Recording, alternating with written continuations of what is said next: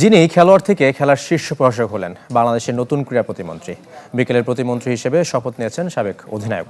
আনুষ্ঠানিকভাবে দপ্তর বন্টনের গেজেট প্রকাশ না পেলেও বিএনপি চেয়ারম্যানের স্বাক্ষরিত চিঠি অনুযায়ী ক্রীড়া প্রতিমন্ত্রীর দায়িত্ব পাওয়া নিশ্চিত আমিনুল হকের। ফুটবল মাঠ থেকে রাজনীতির ময়দান, আবারও চিরচেনা ক্রীড়াঙ্গনে ফিরছেন আমিনুল হক, বাংলাদেশের নতুন ক্রীড়া প্রতিমন্ত্রী। নতুন দায়িত্ব শুধু ফুটবলের নয়, পুরো দেশের সব খেলার অভিভাবক হয়ে। সংসদ নির্বাচনে পরাজিত হলেও তার উপরই আস্থা রেখেছে বিএনপি, তুলে দিয়েছে ক্রীড়া মন্ত্রণালয়ের দায়িত্ব। আমিনুলের বেড়ে ওঠা রাজধানীর মিরপুরে, ফুটবলের হাতেখড়ি পায়োনিয়ার লিগ থেকে। এমএসপিসি সিটি ক্লাবে খেলেছিলেন, সেটা ৯০-এর দশকের কথা। ঢাকা লিগে যাত্রা শুরু হয়েছিল মোহামেডান জার্সিতে, তবে আবাহনী, ফরাশগঞ্জ আর মুক্তিযোদ্ধাতেও খেলেছেন।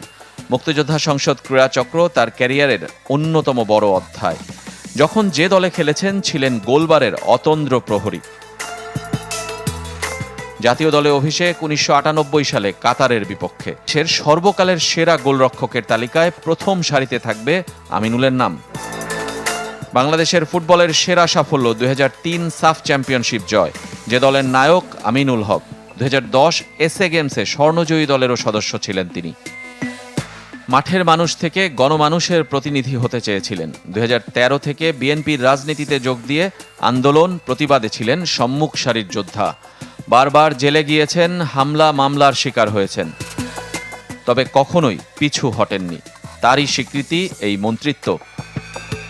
খেলোয়াড় থেকে মন্ত্রীর দায়িত্ব পাওয়ার প্রথা বাংলাদেশে খুবই কম।